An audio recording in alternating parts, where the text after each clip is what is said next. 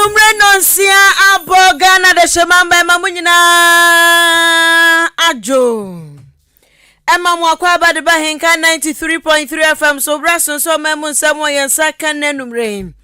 Yesi hu adwane de beso mu Kasiebo ni nyina de frapo ye mantam no emo. Achem abuabo baby ayetie ayekua Frakuma Studios. Ekua Frakuma batampani studio na yetia. Ya baba twene srani abasa ede ama wagana de shimamba. Ensamu ede namni bi ene sekane auditor general. Wasina nado danko agufuadu wombuga na mranti abaya anko classes. Sanso ena se na watwei eye na watwea. Womu die so wiasa fana nyina etu emai wafo. Kwanya wonfa so bebu omonsa no. Enam suma maami bi akwakoche ema pa di bi ama de hia ewo achancement ni mu. Abusua accident yakwa so wo finfi mantam won abusua enam so ema sese ensema ye bebre ankofo brepa ebi mu nso agya yarehwe ma sese de yesi ebi ehoye na owura bi nso atwese kan asi ne yere so ni ti watwanse hem na Dr. Bamiaka ne brofo bi say you and I were not there enu ntia be kwa amaso ne ya man boni ana obi asam ni si no wo no mo akodi nkomo wo pankese abusua ma yanka we mfiri ho no ma jabo ene ejenya bebeduru enunti Savia ne AS Roma omode ba hyehyɛ so na yenso ye bedwa gum ewo the blues entibra safatamo midi nchemu ne beba Jubilee Hospital so eboaso yasene dia chi o Facebook live and YouTube search Ahenkan 93.3 FM now do adwenkyere afon me bekenka ni nadia maw ana say 0594841044 text message and WhatsApp uni ha okra information centers buru aduonu mu kwaduosi abono mantemu asantemantemu ene poemantemu agikase ne atum prekope anwumre yi medin adikwaku anin kusi buadumene afia ampofowa Ghana de shemamba mayen nsem asese Edem afim pinu ene adruonunu emuo 2020 na owura wono anahwe auditing eso mayen ene se asoya kese awudro muo ene wa musika sem ho ntotoye nyina dana da papa ya bem esinisi nanso no yeyinu every na kunwa so 2020 manani ha ne ho papa ewo kroma mekire owura Domelevo na owura Daniel Domelevo yeyi ne posu yaje ne posu free ne nsem wo no ane ho nsem be ye deja ewo manti aseman Ghana mu se auditor general pa obi a wo hwe masika sem ne corruption ye to ase daku eba ne sen na ye ho no sa na ne dia no podia eya fe keke and his excellency na nado dan kwa kufuado ehye ne kutupa se wankwa homegie mu baafo so na baafo so homegie sa de ani hwe he ene nkofo ni so bre papa ewo kroma se enamoso ama nkofo bi so etintim nsem egu nkrata so ede kodan Supreme Court nhwe na wanka asemwe sanse se owura Daniel Domelevo woye na dwuma se auditor general eba ne sen ene yetimi hye se wankwa homegie mu baafo so nko break mra enuntia ne agya civil societies organizations awodro ewo manti aseman Ghana mu wo mu nyina da so de se koso a wan hwa na eye ahode yankofo bi di adwuma ewo so awodro mu on wan hwa na sa ahode no atia ba form akwa agogina -0 eba ne sa eha adwen papa enti wo mo de ensam no kopia mu ewo koto October bosomi ni mu afimpinu ni aduonu mienu afimpinu ni aduonu 2020 mom October 2020 ana wo mutintim krata ne ko na busua 2020 na afei ana ho atemwo nyina aba Supreme Court na duai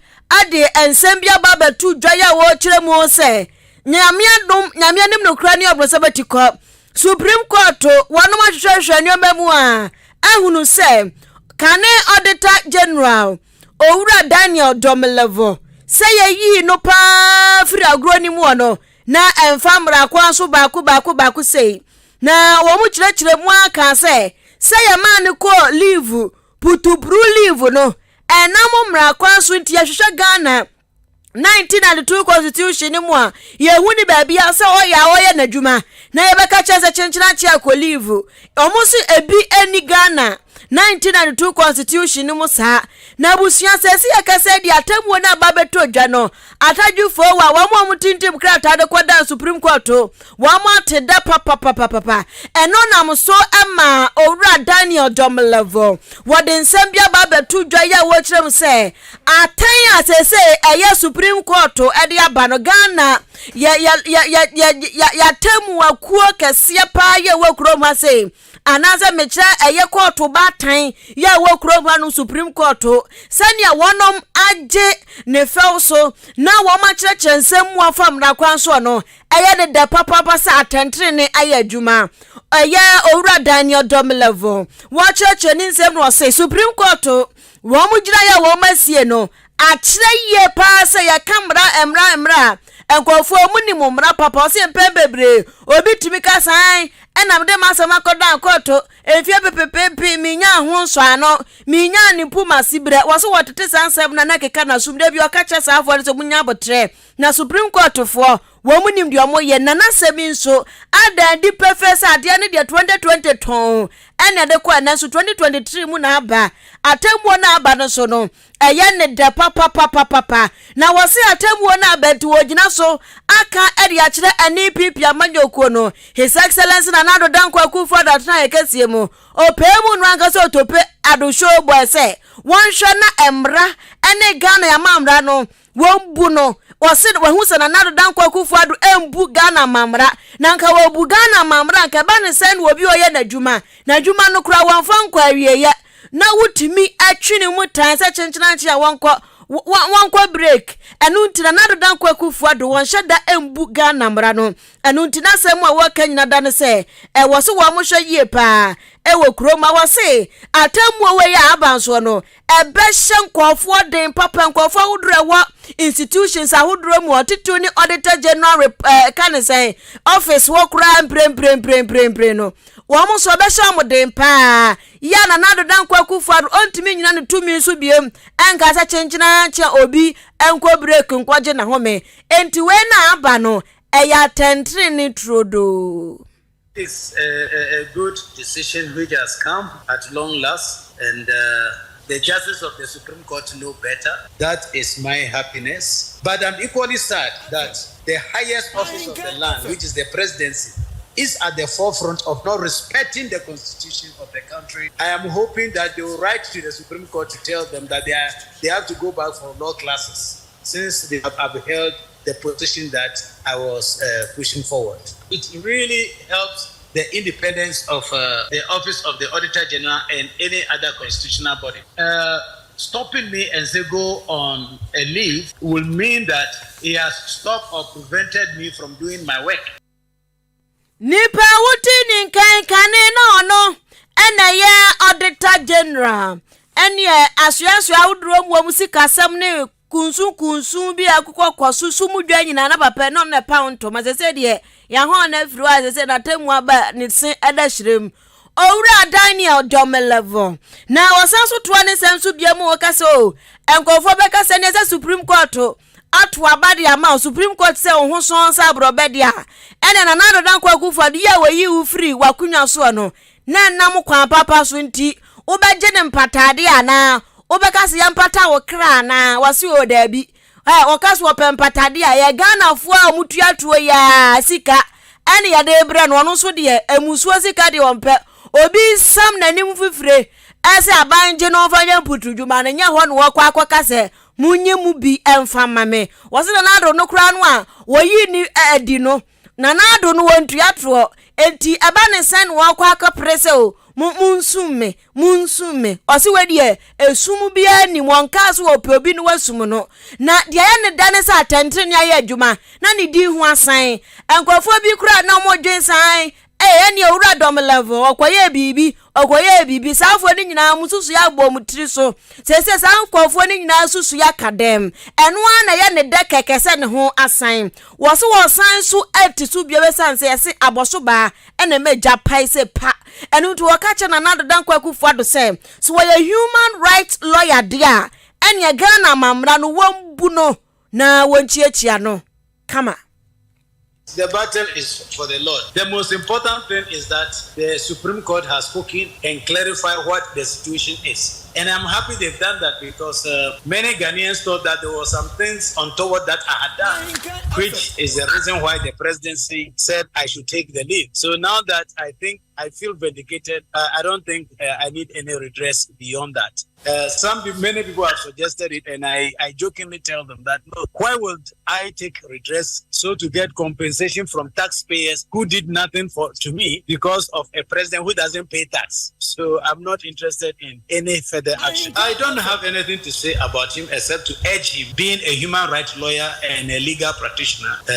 to try and respect the laws of the country. I think that will be very necessary because the presidency should be the first person respecting the laws of the country so that they can, as individuals, private enterprise, etc., to also respect the rights of the citizenry. Nipa wutini kai no ya kane auditor general ewo kurom ha say yamane ko leave bia obi ante ase afa na temu na ba Daniel Domelevo ye toa anwume no nsia kan kase no so na eye na animusam ya boma mane nso akasa fidie so fitina no dwada besi enne ukwade yi ene say eye ade a enne na hotwe mu nina no wiasa fa ne na yes won mo say ewiase nina yemfa nso no mo enya nkyerɛkyerɛ mfa nsanso enkyerɛkyerɛ manfo ani so eba ne tituru ema si wo mu bu mo nsa kwen befa so a wo mehwɛ asesi wo mo na wo ho awonidie no agina so paa we nam so amasam yeken mame ba ko ye odigwa na afi nso oye achiase de she people owura yire Juliana Akote wanam sa akonya we so akwakoma achiase asuafo fiti primary JHS SHS ene wama wamu pa DB mako anso aduonu 720 ene ode akwakoma won mo na ode kosi achiase education directorate no wo mu nsem na abra mame Juliana Akote ene Ahenkan news edi nkomo no ene o chechemu se ene kure na hono mo ano nyanka ta free education directorate no wo achiase ese wo mu eba bedi dwumasum bi se nti wo mehia ne mo a sabi wo mu nim so yo ba tampa oyo nufuta braba ni pampempem enuma no na yo ba tampa so a adipa bi atitu eba no masua ondan nani envanche wo mte sabi benfo ebodija odan nanim de je se papo se bonio oboama ni yeye na mankanko abem we nam so emono so tuwa na mo kire se eka na kuma wa abra ne saka nkrata no na no ana maame Juliana Akote eto ne nsam so ena ogina sa akonya so ede to titu emayo a wo mafra se ebu omu nsa nina se eya wo mu nkoso nkan nware abribia titu se wabu nsa no o se nka be ya nka de adwale nan kra adware esian so ya ne sa eboa papa ema wo ne die no agina so die nti a okasa se emayo a wo mafra se ebu omu nsa ntampe adwale no ne se o this one ntampe adwale a ema no se mubu mu nsa mo amunim se de mu nsam tie enti wan tan nware a ede wonti wahwo bebre nanam ekoba ne sanso a ema wonye obesima wanya obensima so de na se odi asmara nko nanam enu nti osre mani na titu ne wo ma afrase abu wo nsa ne se wo mkoso enware wa abro mabu wo nsa na o kire se we nso de wo mkoso nhwe enyusu va ne ndi dwuma ne nsam ene ne nkyeremu yode to Ahenkan news enim no eni Education Directorate, Achianse District. Session, Girls Child Coordinator, Madam Matilda, Mame Letter, say it drew that time now. Omoyamwa, Emma, adolescents, buoyancy, said the Omobe Church of hygiene and Nema, Inti, Okai and a Kamakuma, say you and the drew so,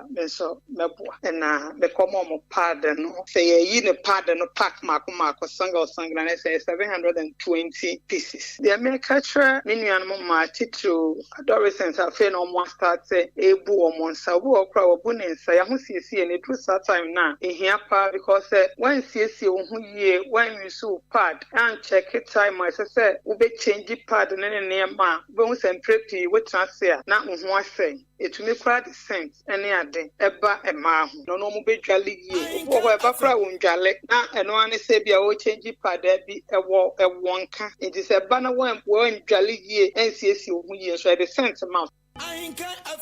And on your fan nyale onipa amutini ni eye oba tampa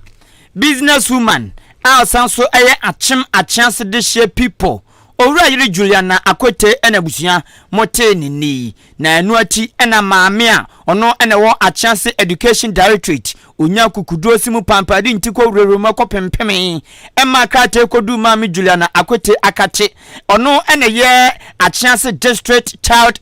coordinator jaza nkwada no fiti chocho primary JHS kosi SHS mano ono na hwe wo mu ni na so ento ya chance female student president Orajire Matilda Efum ogina sakonya wesu abroje pad makomako ahasun aduonum 720 no eda Orajire Juliana Akwete se papa se mami bia ono onenam na ohia so nhia se bida onhia se bida esanse oyo mami bia osinye wenku ahụ enwuma do bebron mod ba beboa wo mo na wenso obekan wan pupuniti oya ya na osi ebeboa anya nkwada esema hwe na maamre wo mo kakra na o manfa nsua bibia ana onu so anfa hunani so a ebi mpo no ehunu wasiesie na daachi bi akwakoyo ha okese adan so a obi kura tumi fa ho adwendwen na odinam saa na akwakoyo nsem bebri enu nti odana se papa ehira ne se ne nyuma nkoso na nkoso nye abadaye se ya ne nyame nso bekoso ehira no enu achi na Madam Matilda Efum ejina akonya wesu abro ne Ahenkan News edi nkomo ena ofre emayo ni na se empempia wo mammo ni enko wo mo papa titun se wo mabu wo nsa enu achi no sanso frɛ awofo ni na se ya wo mo fra no ebu wo nsa titiri wa wo mo hwɛ no mo ni enko wo mo ho chi akoda ne tenas na ne nya nkyerɛkyerɛ board kra fa besuo na twɛ menstruation cycle no chrechen no ubu nsa ebewura ha ebefa ha aya yesei no chrechen kama oso obesesa awofo ne nya saa na so wo mo yesa esanse wo mo fam animu ntiwahwe no ntino eboa mo mo hu wo mo benkum ene wo mo nimfa na mo so atumi asiesi wo mo ye pa ne kra no ene ose sa akwada benya pad abobosumi bia no eno nso eya awofo na asede nti awofo eya mo ntoma wo mo International Menstrual Hygiene Day dwumadi a edi ma nyina afibia ti edusabria esese memma ne mmofra ewo Achase district nso yehwe yebie won ani ewo menstruation ene won aho siesie ne nyina ho ifacho pad ne 720 pieces efutu amedema emmayewa no se esese yehunu ne se braye no eka emma ye ho eno nti ye team na se making menstruation a normal fact of life. Me fasa kwenye so a kire abofo nso se omo se ye wasede se mofra no wo ye ma wo kire won braye na ne titiri wedu sa bre ne nso a won ma mofra no de wode besiesie won ho ye padi ye won asede kakra me wo kache anti Julie ene se me gina directorate no anemo ene me mayo ne abofo ni nyina wo district na anemo e de enyame enhira emma no esanse waye ade ye bo ni pum no se wamia ye ne hwe a ye beye nanso ode opepa otaboa ye o ma ye paint ode books ba ye niema bebre empai bone se n'adwuma a wo ye no enkoso amabribia watumi abe support emayo an se na ye beye a onso won education ebetumi etumpon onipa amotini ni eye Achase district child coordinator esukuu fo mai wani na ono ene hwe wo so ewo Achase mansi ni mu apemantemu Orajire Matilda Efum ena busua motini ni yankwa ya nimu anabra sebedwania wajiram de madesha wonu mu afutu abatu ompeso aso wo mfimfim mantemu eyo ni monyamfo Alexander Fenyoma Kense accident ya asie ewo gomu akire kono ewo se ye hwehwe mu ye papa dom wasu kona se ne ade ne aye no ehu papa pendrada enrabna yanti asampa wo kurom hanom sesi ase nipa be dunso ena kra na o mato na nanom awanse do kyese ahometo enumo ena onyumonyamfo Afenyoma Kenkyere se ewo se ye hwehwe mu ye pa na ya doso eya yehu na saabia honom no a accident ni si ye no ayako ayano ayasa toatoa so na toatoa so de a enipa nkwa ena ya hwiri nti emu ayehu emu ayewram ye wo sempanifo hwehwe mu padro mu asuko ni yehunu kofo kura nti ena omomoso anti adehye binum to wabra no maninna wase e wase penifo hwehwem pa enu ntie no watwon krata de ababonte say investigations e wase komu yie pa donko se efri tanker driver no se free you turn bus no nipa no wo kan no se hwan yo e wase ye hunu se ne be ya yan konkon ye sanfo nso ye ntoaso anabusua ubusa se ayede ba asem a asem wei esi endrada na you turn bus in registration number ye GT5866-L onifu tanker bi na grashe ye nyasem ketwa tanker no so registration number WR2063-10 eno so chese ebu faso bubu dambale sa chese gongran na busia wo hwe fuo tank no na nimu se no a atia firi wo se hu utimi se adekora asi sa ada ne de na bibi kura mu ankasa nyankopon na nim adekoro na abuso ya kasa yi kikiri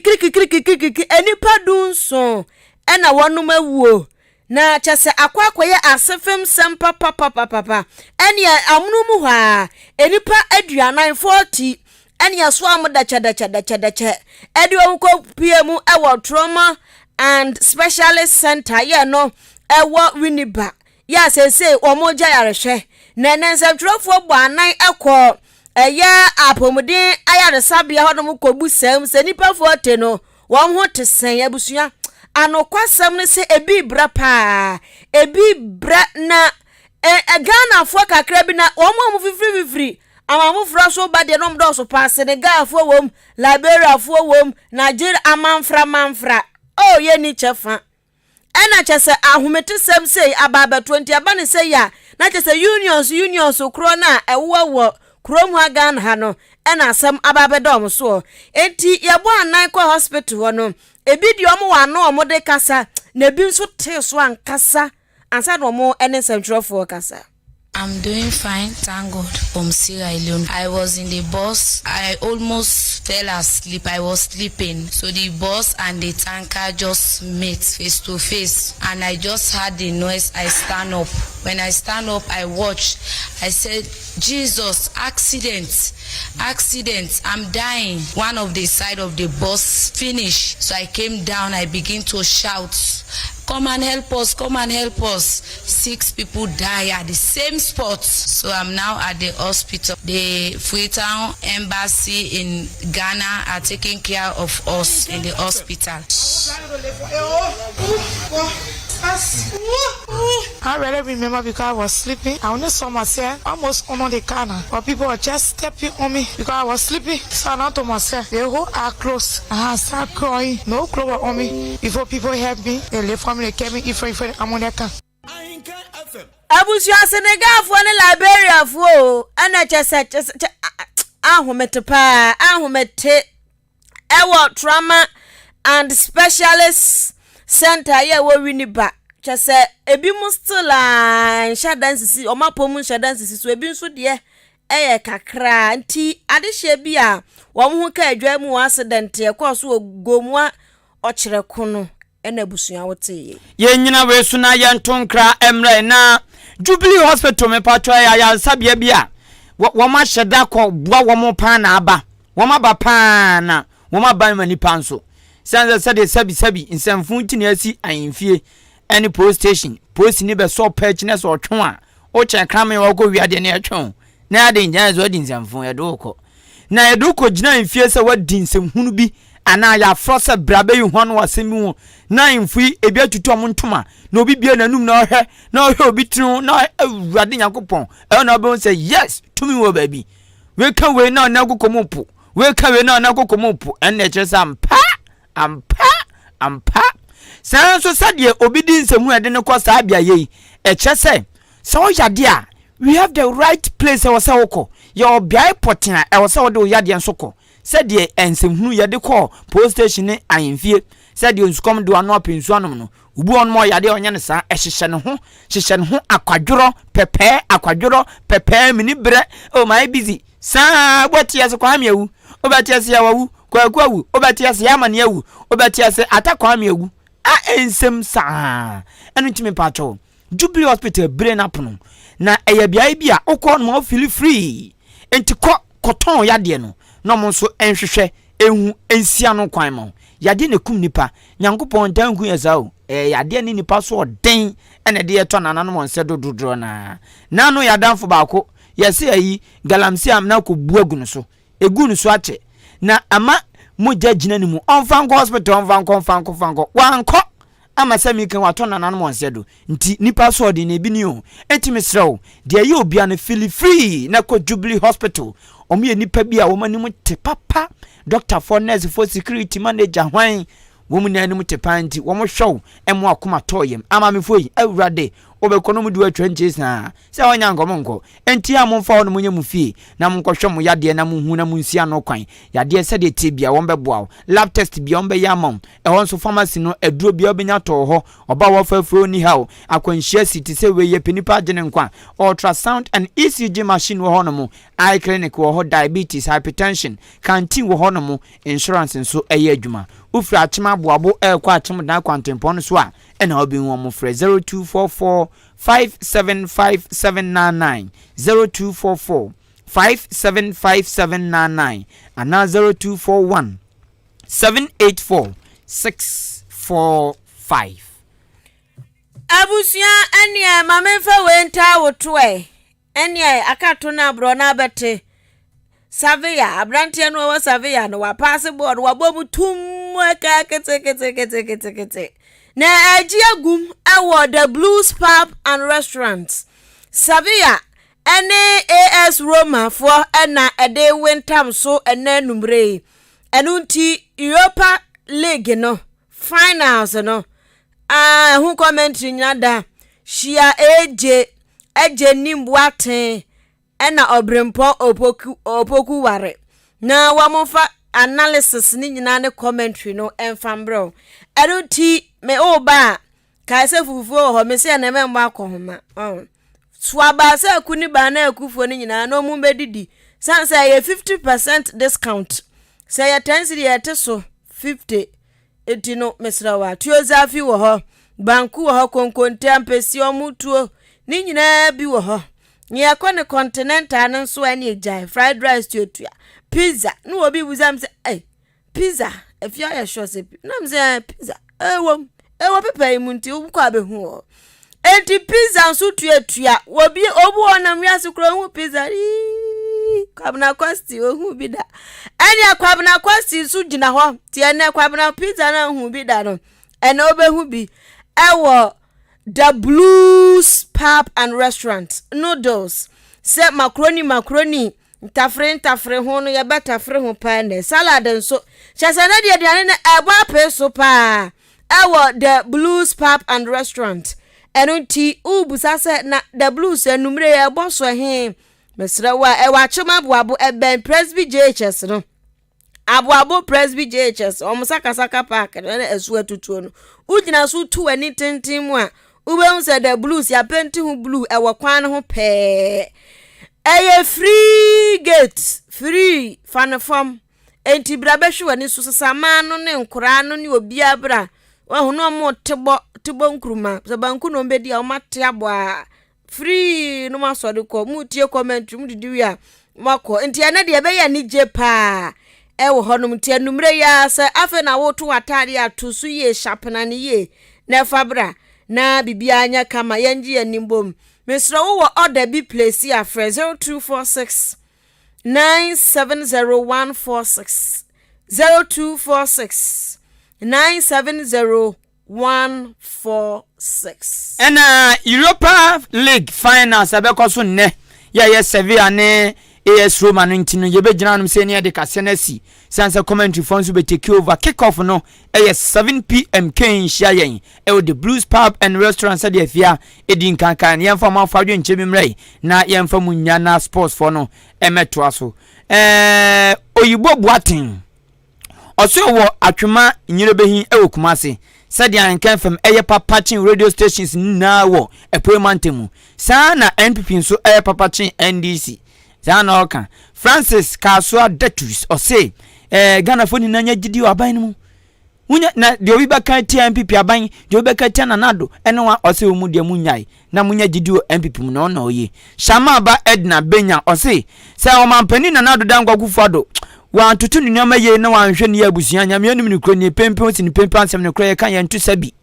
sanso na twede anim wonum no ambo anim na anje gomwa obbo nchen age kwa ti se tibone aya bone sakula na wabo ho age kwa de o kan se o mampani antutu ni nyama ya datimbi ono ni fifra Ghana fo ate ene de ono ankasa ate no ono ankasa betum adware ti se de odware Brifaland Hotel pool enu ntino henya nyoma ye na de ko de ya o se enuane mpom ntumi nto enuane aden na na akwa mo abo atenzo se Dr. Bawumia oba yate mayen fancy ne mfa bibia ensini yanko commentary ne so tino share yen e the Blues Pub and Restaurant Ahenkan fman workers ni na ye share hono mo obi anso tumi ba e behwe bi anwumre yi ye producer Kwame Asante aka